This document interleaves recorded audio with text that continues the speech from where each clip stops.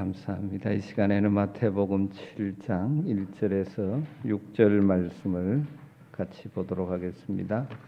마태복음 7장 1절에서 6절 말씀입니다.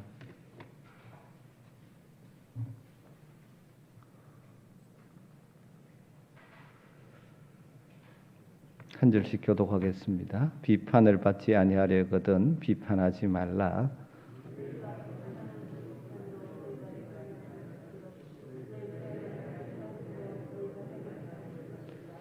어찌하여 형제의 눈 속에 있는 티는 보고 내 눈 속에 있는 들보는 깨닫지 못하느냐?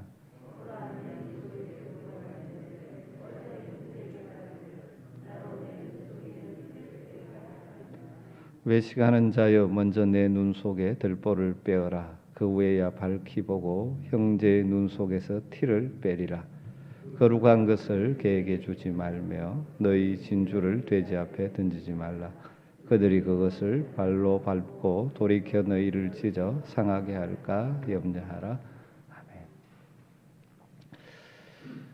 예수님의 산상설교, 산상보훈 마태복음 5장 7에서 7장의 말씀은 이 땅을 살아가는 성도들의 삶의 아주 실제적인 문제를 다루고 있죠. 우리가 지난 두 주 수요일에 나누었던 것처럼 우리 바로 앞부분에 이 땅을 살아가면서 우리가 무시할 수 없는 꼭 필수적인 재물, 돈의 문제에 대해서 다루셨죠. 이 재물의 문제와 관계해서 크게 두 가지 문제가 있죠. 하나는 욕심이죠. 욕심에 대해서는 우리 주님 뭐라고 말씀하셨어요? 너희 보물을 하늘에 쌓아두라. 그렇게 말씀하셨습니다. 욕심에 대한 하나님의 해결책이죠. 또 하나는 염려의 문제. 거기에 대해서 뭐라고 말씀하십니까? 염려하지 말라. 그러면서 믿음이 작은 자들아 그렇게 말씀합니다. 염려의 문제는 하나님을 신뢰하는 믿음으로 뛰어넘을 수 있는 것이죠. 하물며 너희일까 보냐 말씀하시죠. 우리를 너무너무 소중히 여기신다는 그 하나님의 약속의 말씀을 신뢰하면서 또 너희에게 있어야 할 것이 무엇인 줄 아신다고 말씀하십니다. 너희가 먼저 그의 나라와 그의 일을 구하면 이 모든 것을 너희에게 더해 주신다고 약속하시는 하나님을 신뢰함으로 내일 일은 내일 염려하고 오늘을 살아가면 염려의 문제를 극복하며 나갈 수 있는 것이죠. 오늘 이어서 7장에는 특별히 인간관계에서 중요한 하늘 백성의 삶의 원리를 우리에게 제시하고 계십니다. 우리는 다 서로 관계를 맺으며 이 땅을 살아가잖아요. 부부관계, 부모와 자녀, 또 여러 가지 다양한 관계 속에 이 관계가 잘 돼야 진짜 행복을 맛보며 누리며 살아가죠. 부부와의 관계가 문제가 있고 부모와 자식 관계에 문제가 있고 친구 관계에 문제가 있는데 행복하다가 할 수 있는 사람은 아무도 없지 않습니까? 아무리 많은 것을 가지고 있어도 관계에 어려움이 있으면 불행한 인생을 살 수밖에 없죠. 이 관계 속에서 하늘 백성답게 살아가는 원리를 이 7장에서 우리 주님께서 말씀해 주고 계시죠. 그 중요한 핵심 한 가지는 읽지 않았지만 12절의 말씀입니다. 그러므로 무엇이든지 남에게 대접을 받고자 하는 대로 너희도 남을 대접하라. 이것이 율법이요 선지자니라. 율법이요 선지자, 하나님의 구약의 말씀, 모든 말씀의 핵심이 뭐냐 하면 관계에서의 핵심은 내가 대접받고자 하는 대로 남을 대접하라는 것입니다. 여러분 이러면 하늘 백성으로서의 누리는 관계 회복이 있습니다. 여러분 그렇게 살고 있습니까? 우리가 서로 저 사람이 나를 이렇게 대해줬으면 좋겠다 그런 마음이 있죠. 그 마음으로 상대방을 대하고 있느냐 하는 것입니다. 타락한 인생은 다 자기 중심적이어서 그렇게 하지 않습니다. 남에게는 나를 이렇게 대접하기를 바라면서 나는 그렇게 대접하지 않아요. 그러니까 관계의 깨짐이 늘 있는 것이죠. 여러분, 우리가 서로를 대할 때 저분이 내게 이렇게 대해줬으면 좋겠다, 내 말을 존중해 줬으면 좋겠다, 그러면 그분의 말을 존중해 주셔야 되는 것입니다. 나를 사랑해 주었으면 좋겠다 싶으면 내가 그 사람을 사랑해 줘요. 우리는 그러지 않고 저 상대방이 나에게 그렇지 않는다라고 모든 관계의 깨짐의 문제를 내가 문제가 아니고 저 사람 문제라고 하면서 원망하고 불평하며 살아갈 때가 참 많죠. 우리 주님 그렇게 말씀하셨습니다. 그런데 이런 복된 관계를 깨트리는 문제 중에 하나가 오늘 말씀에 나옵니다. 그것이 비판하고 판단하고 비난하는 것이죠. 이 문제에 대해서 우리 주님은 아주 간단하지만 분명하게 말씀합니다. 1절에 비판을 받지 아니하려거든 비판하지 말라, 그렇게 말씀합니다. 사람들이 참 싫어하는 것 중에 하나가 비판받고 정죄받는 것입니다. 목사님 저도 마찬가지입니다. 비판의 소리를 들으면 굉장히 마음이 상합니다. 다 그러죠. 그런데 아이러니컬하게도 사람들이 살아가면서요, 제일 쉽게 할 수 있는 것, 또 어쩌면 이 악한 본성에서 나오는 좋아하는 일 중 하나가 다른 사람을 비판하는 것입니다. 자기의 기준을 따라서 끊임없이 남을 비판하고 판단하는. 요즘 보십시오. 얼마나 비판과 판단이 지금 많습니까? 그래서 우리 주님은 그리스도의 제자로서 바른 관계 속에, 인간관계 속에 참으로 복된 삶을 살기를 원하시면서 우리들에게 아주 강력하게 권고하시죠. 비판하지 말라, 그렇게 말씀하십니다. 그렇다면 예수님 말씀하시는 비판하지 말라는 말씀의 의미가 무엇이겠습니까? 오해하면 안 되죠. 옳고 그름을 분별하지 말라는 말도 아닙니다. 잘못된 것을 잘못되었다고 판단 내리는 것이 옳지 않다는 말도 아니죠. 우리가 올바른 삶을 살고자 하면 항상 옳고 그름을 분별하는 분별력이 있어야 되고 참과 거짓을 분별해야 되죠. 영들을 분별해야 됩니다. 진실한 사람인지 거짓 사기꾼인지를 분별해야 되죠. 예수님께서 비판하지 말라는 이 가르침 속에는 옳고 그름을 분별하는 것까지 하지 말라는 말씀이 아니죠. 그것을 6절이 더 분명하게 이야기해 줍니다. 6절에 뭐라고 말합니까? 거룩한 것을 계획해 주지 말며 너희 진주를 돼지 앞에 던지지 말라. 그들이 그것을 발로 밟고 돌이켜 너희를 찢어 상하게 할까 염려하라. 비유입니다. 개돼지 같은 사람을 분별하라는 것입니다. 사람들 중에는 개와 돼지 같은 부류의 사람이 있을 수 있다는 것입니다. 무슨 말은 귀한 것을 귀한 줄 모르는 사람들, 상식이 통하지 않는 사람들, 때로는 선을 악으로 갚는 사람들이 있다는 것입니다. 그래서 우리는 저 사람이 들깨처럼 내게 해를 끼칠 사람인지 돼지처럼 무지몽매한 사람인지 분별해서 거기에 합당하게 대처해야 한다는 말씀이죠.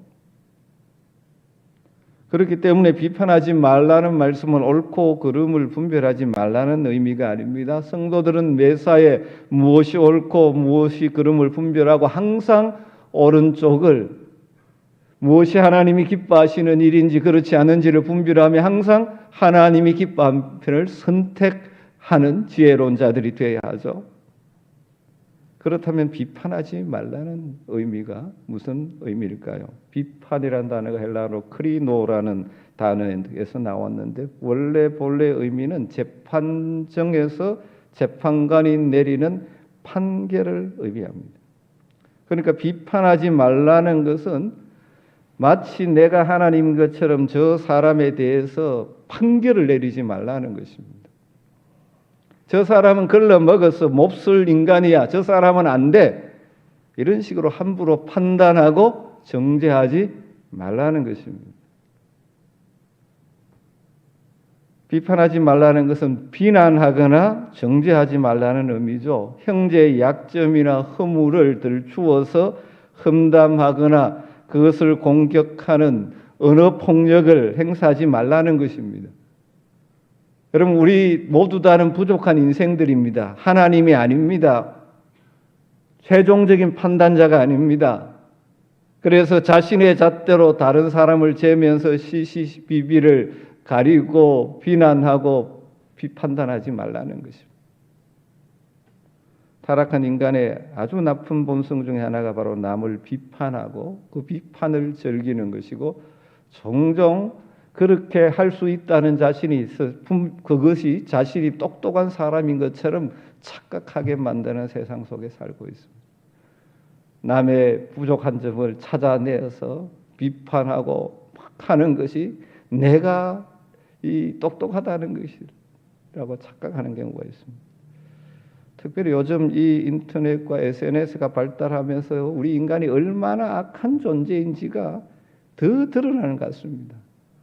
여러분, 뭐 선풀들도 있지만 수많은 악플들이 지금 사람들에게 씻을 수 없는 상처를 주고 고통을 주고, 심지어 그것 때문에 인생을 끝내는 사람들도 있지 않습니까? 익명으로 막 쏟아내는 이 비판들, 그런 글을 쓰는 사람들을 보면 자신이 모든 것의 최종 판단자인 것처럼 그렇게 행동합니다. 이런 시대에 우리가 살아가고 있는데, 특별히 그리스도인들은 이런 시대 속에 더욱더 이 말씀을 우리가 가슴에 담아야 합니다. 우리 주님 뭐라고 말씀합니까? 비판하지 말라, 그렇게 말씀하십니다. 왜 비판하지 말아야 됩니까? 우리 주님 오늘 말씀 정리하면 세 가지로 정리할 수 있는 것 같습니다. 첫 번째로, 비판은 또 다른 비판을 낳는 악순환을 초래합니다. 어쩌면 우리가 지금 이 땅에서 계속 보고 있죠. 처음에 이 공격하면 이 사람들이 있다가 또 있어 공격하고 계속 돌아갑니다. 그 말씀이 1절과 2절에 이렇게 표현되죠. 비판을 받지 아니하려거든 비판하지 말라. 너희가 비판하는 그 비판으로 너희가 비판을 받을 것이요, 너희가 헤아리는 그 헤아림으로 너희가 헤아림을 받을 것이니라. 이 비판하는 자를 비판하는 자가 누군가에 대해서는 두 가지 해석이 가능합니다. 하나는 비판을 받은 사람이 그 비판한 사람을 비판한다는 의미로 해석할 수 있죠. 이건 뭐가 잘 맞아집니까? 우리가 아까 말했던 12절, 이 12절 말씀을 흔히 황금률이라고 그러죠. 대접을 받고 싶은 대로 남을 대접하라. 이것과 잘 맞아지는 것이죠. 우리가 이렇게 보면 비판하지 말아야 될 이유는, 비판은 또 다른 비판을 나는 악순환을 초래하기 때문입니다. 내가 이 사람을 비판하면 그 사람이 또 자기 잣대로 비판하고, 이런 일들이 일어나는 것이죠. 내가 다른 사람을 비판하면 그 잣대로 또 나를 비판하는 인간관계의 악순환이 온다는 것이죠. 다 그런 것은 아니지만 제가 목회하면서 경험하게 되는 이상한 사실 중에 하나는, 다른 사람을 잘 비판하는 사람, 그 사람이 자기가 비판받는 것은 잘 견디지 오히려 못하는 경우를 많이 봅니다. 다른 성도에게 상처되는 말을 내뱉는 사람들이 조금만 상처되는 말을 받으면 더 받는 같은 그런 요소들을 보게 됩니다. 여러분, 다른 사람의 비판을 받지 않으려면 비판하지 마십시오. 그리고 두 번째로, 왜 우리가 비판하지 말아야 되느냐? 더 중요한 것은 최종 판단자는 하나님이시다는 것입니다. 우리가 연약한 인생이 최종 판단자 역할을 하면 안 된다는 것입니다. 때로는 내 생각에는 분명히 잘못되어서 이야기해야 될 것 같지만, 여러분, 이게 맞을 수도 있지만 언제 돌아보면 그게 틀려서 내가 왜 그때 그 말을 했는가 생각할 때가 있는 것이 연약한 인간입니다. 특별히 오늘 본문에서 보면 비판을 받지 않으려거든 비판하지 말라 그렇게 하는데, 여기 비판하는 자를 주어를 하나님으로 해석하는 것이 헬라 문법에서 아주 가능한 해석입니다. 문장 가운데 주어가 없이 지금 수동태가 나왔죠. 비판하는 자가 누가 안 나왔는데 비판을 받지 아니하려거든. 이 비판을 하는 사람, 이것을 이제 헬라 문법으로 신적 수동태로 합니다. 주어가 하나님인 문장입니다. 주어가 하나님 문장. 그렇게 해석하면 1절, 2절을 해석하면 인생을 판단하실 분은 오직 한 분 하나님밖에 없으신데 그 하나님이 우리들이 지속적으로 남을 판단하는 삶을 살면 우리가 다른 사람을 판단하고 비판하는 그 잣대로 그 헤아림의 잣대로 우리를 판단하고 헤아리실 것이라는 엄중한 경고가 들어가 있는 것이죠. 우리가 다른 사람을 너그럽게 대하면 하나님도 우리를 너그럽게 대하십니다. 우리가 다른 사람을 가혹하고 혹독하게 대하면 하나님도 가혹하고 혹독하게 대하실 수 있다는 것입니다. 그래서 하늘 백성의 삶의 원리 가운데 팔복 가운데 뭐가 있습니까? 긍휼히 여기는 자는 복이 있나니 그들이 긍휼히 여김을 받을 것이며. 여러분 우리가 긍휼의 마음으로 사람을 대하고 살아가면 하나님이 우리를 긍휼히 여겨줘요. 여러분 우리 하나님이 긍휼히 여겨주시지 않으면 우리가 어떻게 살아갈 수 할 존재입니까? 하나님의 긍휼이 절실히 필요한 존재이지 않습니까? 그 긍휼의 하나님을 기대한다면 나 역시 다른 사람들에게 긍휼로 접근하는 것입니다. 야고보서 2장 13절에는 아주 엄중한 말씀이 있습니다. 긍휼을 행하지 아니하는 자에게는 긍휼 없는 심판이 있으리라. 긍휼은 심판을 이기고 자랑하느니라. 긍휼로 행하지 않는 사람에게는 하나님은 어떻게 해요? 긍휼 없는 심판으로 하신다는 거예요.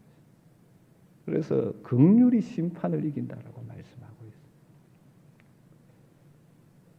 성경은 하나님이 모든 것을 판단하시는 최종 재판장이라고 선언하고 계시죠.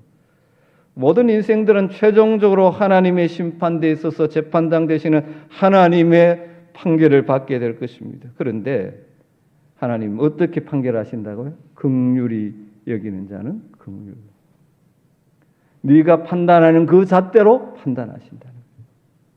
여러분 다른 사람에 대해서 어떤 비판, 판단, 정죄하는 마음이 있으면 그 기준으로 하나님이 나를 판단하신다면 어쩔까를 생각해 보셔야 하는 거죠. 그걸 볼 수 있어야 됩니다. 그러니까 다른 사람을 쉽게 판단하고 비판하고 정죄하는 것은 내가 최종 판단자인 하나님이 되는 것과 같은 교만한 일이라는 것입니다.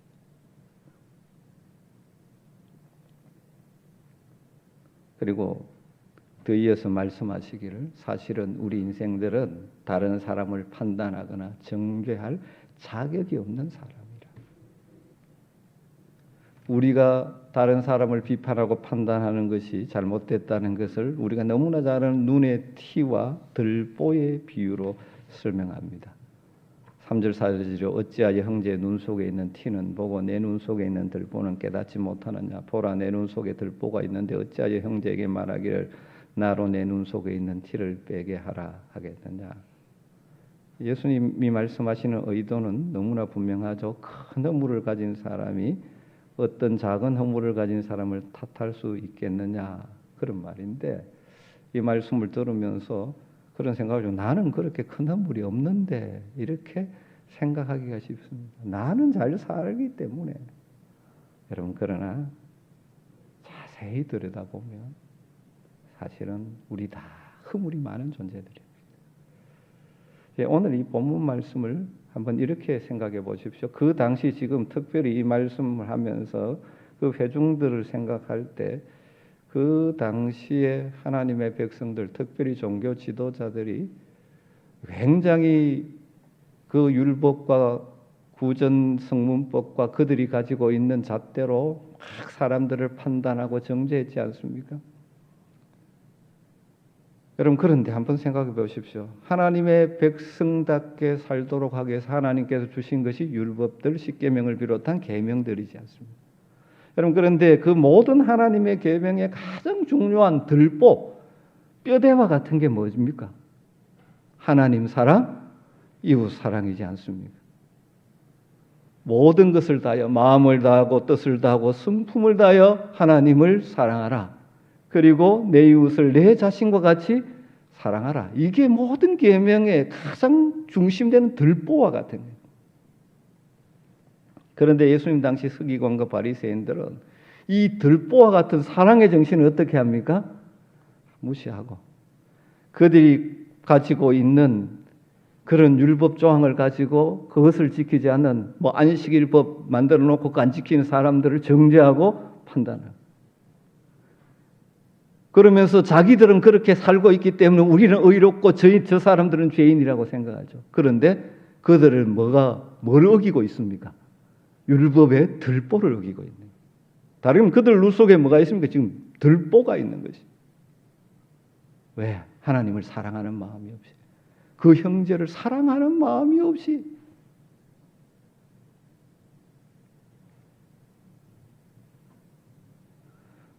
누군가가 자신들이 정해놓은 유정과 세미한 조항을 하나 어기면 가차없이 비판합니다. 뭐는 없으면서 율법의 들보와 같은 사랑 없이. 이게 우리 주님 볼 때는 얼마나 가정스럽습니까? 그래서 그런 자들을 향해서 뭐라고 말씀하십니까? 외식하는 자들아. 5절이죠. 외식하는 자여. 외식하는 자여. 먼저 내 눈 속에 들보를 빼라. 그 후에야 밝히 보고 형제의 눈 속에 티를 빼리라. 여러분, 우리가 하나님 말씀을 열심히 배워야 합니다. 왠지 뭐 때문에 하나님의 뜻을 이해하고 말씀을 공부하는 이유는, 배우는 이유는 뭡니까? 그 말씀대로 내가 순종하고 살아가기 위해서입니다. 그런데 종종 우리는 이 배운 말씀이 자신에게 적용하지 않고 자꾸 다른 사람에게 적용하다 보니까 다른 사람을 비난하고 정죄할 경우가 참 많이 있습니다.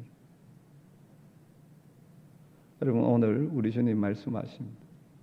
여러분, 이거 정말 쉽지 않은 일입니다. 타락한 본성을 가진 우리들은 다른 사람을 비판하기 쉽고 정죄하기가 참 쉽습니다. 여러분, 오늘 말씀을 따라서 비판하지 않기로, 정죄하지 않기로, 함부로 판단하지 않기로 결심하는 은혜가 있게 되기를 주님으로 축원합니다. 우리 하나님 전지전능하신 하나님이십니다. 모든 것을 아시는 하나님이십니다. 그럼에도 불구하고 하나님은 판단하시는 일에 매우 신중하십니다. 예를 들면 바베탈 쌓는 사람들을 심판하기 전에 하나님 먼저 어떻게 하셨는지 아십니까? 창세기 11장 5절에 보면 여호와께서 사람들이 건설하는 그 성읍과 탑을 보려고 내려오셨더라. 하나님 친히 확인하시고 그 모든 것을 아시는 분이심에도 불구하고 그렇게 그들에게 심판을 하십니다. 소돔 고모라 심판 때도 내가 이제 내려가서 그 모든 행한 것이 과연 내게 들린 부르짖음과 같은지 그렇지 아니한지 내가 보고 알려하노라. 그래서 하나님의 사자를 보내십니다. 여러분, 모든 것을 아시는 하나님조차도 직접 와서 확인하고 하시겠다는데, 모든 것이 부족하고 판단력이 부족한 인생들인 우리들이야 더 확인하고 확인해야 하지 않겠습니까? 종종 우리는 내가 보고 듣는 것이 정확하다고 착각합니다. 내가 생각하고 판단하는 것이 정확하다고 착각합니다. 여러분, 그런데 잘 알다시피 착시 현상이 얼마나 심합니까? 소문으로 듣는 것이 얼마나 부정확합니까? 거기에다가 우리의 생각이 얼마나 짧습니까? 내 기준이 정말 하나님의 기준하고 딱 맞다고 이야기할 수 있는 사람 누가 있습니까? 우리의 경험이 얼마나 제한적입니까? 내 한계를 인식하는 것이 지혜고 겸손입니다. 정리하죠. 우리 주님 이 땅을 살면서 우리가 아름다운 인간관계 속에서, 관계 속에서 행복하게 복되게 살기를 원하십니다. 여러분의 가정에서도 마찬가지죠. 자녀들을 볼 때도, 또 특별히 하늘 가족 공동체인 교회 안에서 서로를 대할 때도 이 관계의 행복이 있어야 됩니다. 그러기 위해서 중요한 것은 무엇입니까? 비판하지 말라고 말씀하시는 것이죠. 우리 속에는 다 이런 부정적인 욕구들이 있습니다. 그래서 늘 기도하셔야 되죠. 비판과 비난과 정죄의 부정적인 마음과 말을 제거하여 주시옵소서. 용납과 용서와 긍휼히 여기는 마음을 품고 서로를 세워지는 주님의 도구로 쓰임받는 인생 되게 하여 주시옵소서. 여러분, 이것이 우리가 행복하게 사는 길입니다. 우리가 행복한 가정을 이루고 행복한 관계를 이루고 행복한 교회를 이룰 수 있는 중요한 지름길과 같은 것입니다. 오늘 우리 주님 그래서 이렇게 말씀하십니다. 우리가 1절, 2절을 같이 한번 읽고 마치도록 하겠습니다. 같이 읽겠습니다. 비판을 받지 아니하려거든 비판하지 말라. 너희가 비판하는 그 비판으로 너희가 비판을 받을 것이요 너희가 헤아리는 그 헤아림으로 너희가 헤아림을 받을 것이니라. 아멘. 우리 같이 기도하도록 하십시오. 오늘 말씀을 생각하면 좋겠습니다. 한번 자신을 돌아보십시오. 저도 이 말씀을 준비하면서 저 자신을 많이 생각하게 됩니다. 쉽게 남을 비판했던 잘못은 없는지, 내 기준에 맞지 않는다고 비판하고 정죄하고 했던 그런 모습은 없는지 주님 앞에 내려놓고 회개의 기도를 했으면 좋겠습니다. 그리고 비판과 정죄가 아니라 긍휼의 마음으로 사랑을 대할 수 있도록 내게 그 긍휼의 마음을, 사랑의 마음을 부어달라고, 주의 성령으로 우리에게 그 마음이 있어야 이 말씀대로 살아갈 수가 있습니다. 그럼 내 마음, 내 가운데 비판과 정죄의 시각이 아니라 긍휼의 마음, 사랑의 시각으로 사람들을 보고 숨길 수 있는 은혜를 달라고 그렇게 기도하시고, 우리 교회적으로 우리 하면교회가 정말 하나님 주시는 하늘 행복을 누리는 가족 공동체가 되기를 소망하기에 우리 가운데 비판과 정죄는 사라지고 긍휼의 마음에서 나오는 용납과 용서와 위로와 격려와 풍성한 은혜 넘치는 교회가 되게 해달라고 오늘 말씀 붙들고 같이 한번 기도하도록 하겠습니다. 기도하겠습니다. 아버지 하나님이여 감사합니다. 오늘도 주님의 말씀을 듣습니다. 이것이 많은 쉽지 않은 그 앞에 볼수 있는 오 주님,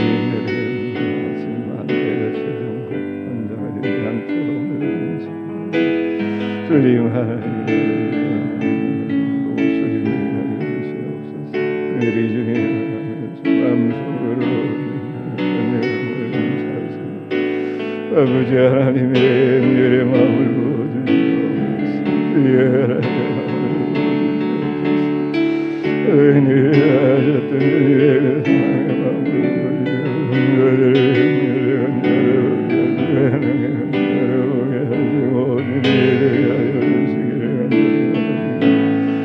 아버지 하나님이여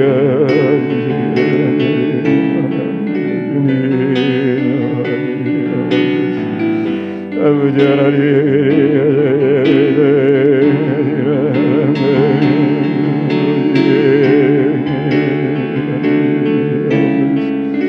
아버지 하나님